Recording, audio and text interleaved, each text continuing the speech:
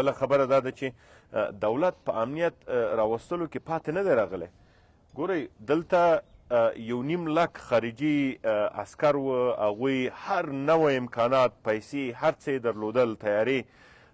همدغومره امنیت چې نن په څومره ولایتونو کې دی نه و. کونړ ارام نه و په هغه وخت کې، ننګرهار ارام نه و، نورستان ارام نه و، په لغمان کې تر دغه وضعیت ډېر خرابه و، په پکتیکا کې وضعیت تر دې ډېر خرابه و، په خوست کې وضعیت تر دې ډېر خرابه و. ډېر ولایتونو کې وضعیت په هغه وخت کې تر دې ډېر جنجالي و. حتی په هلمند او په قندهار کې تر دې وضعیت ډېر خرابه و.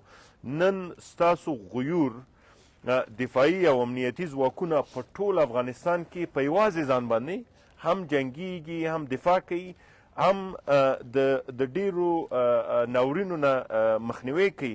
په لسهاوو انتحاریان یې نیولي دي، بمونه د موټر نه ډک شوي دي چې هغه مواد یې نیولي دي. نو هره ورځ موږ تحقیقات هم کوو. باوجود د دې ټولو مشکلاتو د امنیتي او دفاعي ځواکونه مورال یې جګ دی، په هر ځای کې د افغانانو نه دفاع کوي. که فکر وکړي همدا نن جنګ په کوم ځای کې روان دی، خو په هلمند او په قندهار کې په یو څو ساحو کې په ولسوالیو کې د طالبانو د خوا نه جنګ دی. نور په دې نور ولایتونو کې په افغانستان کې تقریبا هلته هم د فشار لاندې دي. په نورو ولایتونو کې تر ډېره حده پورې که یو ځای کې یو د حمله کوي، په بعضې شاراو کې راوځي، پټې حملې کوي، بیرته ننوځي.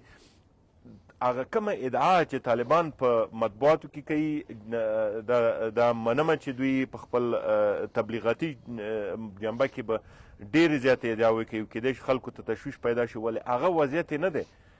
مونږ په کنټرول کې یو، ستاسو امنیتي او دفاعي ځواکونه په کنټرول کې دي.